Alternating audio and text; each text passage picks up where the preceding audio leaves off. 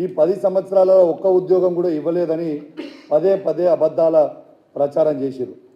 మరి నేను అడుగుతా ఉన్నా గౌరవ ముఖ్యమంత్రి గారిని, మరి జనవరి 4th రోజు మీరు జీతాలు వేసిరు కదా మీరే, మరియు మేము ఉద్యోగాలు ఇచ్చిన 1,60,063 మందికి మరి మీరు జీతాలు ఇచ్చిండ్రా ఇయ్యలేదా? మీరు జీతాలు ఇచ్చిరని గొప్పగా చెప్పుకుంటున్నప్పుడు ఆ ఉద్యోగాలు ఇచ్చింది మేమే కదా. ఆ ఉద్యోగాలు మేము ఇచ్చినందుకే ఇవాళ మీరు జీతాలు వాళ్ళకి వేసిరు కదా. ఇది నిజం కాదా అని నేను అడుగుతా ఉన్నాను.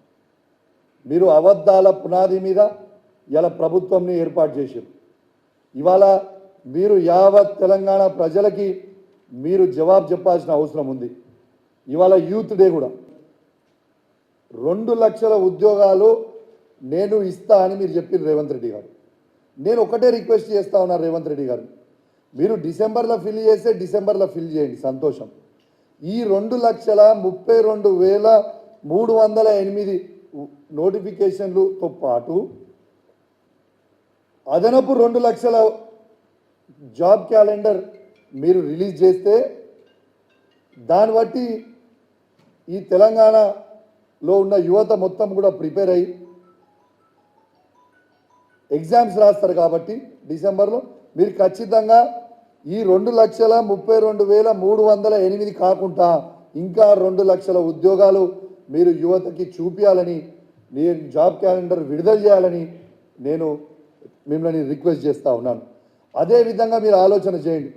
2004 నుంచి 2014 వరకు కాంగ్రెస్ ప్రభుత్వం ఉన్నప్పుడు సమైక్య ఆంధ్రప్రదేశ్లో ఉద్యోగాలు ఎన్ని ఇచ్చిండ్రు? ఇది కేవలం 24,000 ఉద్యోగాలు. దాంట్లో 42% వాటా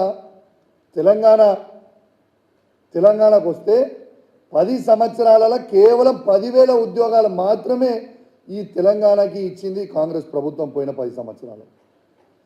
మరి ఇవాళ మేము 2,02,735 ఉద్యోగాలు ఇవాళ ఇచ్చినామంటే ఇది కేసీఆర్ గారి గొప్పతనమా కాదా ఒక్కసారి మీరు ఆలోచించాల్సిందిగా నేను విజ్ఞప్తి చేస్తూ ఉన్నాను.